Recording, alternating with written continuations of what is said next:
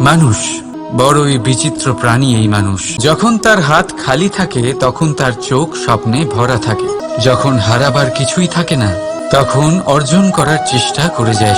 সে নির্ভয় হয়ে এগিয়ে চলে প্রত্যেক সংকট, প্রত্যেক বিপদের সম্মুখীন হয়ে।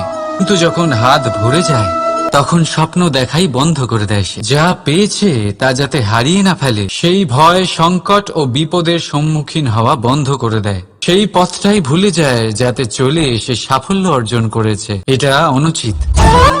জীবনে যে কোনো পরিস্থিতি আসুক, যে কোনো অবস্থায় থাকুন, আহ্বানগুলোকে স্বীকার করুন। কারণ যদি আপনি সেই আহ্বান স্বীকার করেন তবেই আপনি এই সংসারকে কিছু দেওয়ার উপযোগী হয়ে উঠবেন। যদি সফল হন তাহলে এই সংসারকে নেতৃত্ব দিতে পারবেন, আর যদি অসফল হন তাহলে শিক্ষা পাবেন যে কি করা উচিত নয়। তাই জীবনে আহ্বান স্বীকার করুন, দুশ্চিন্তা নয়। রাধ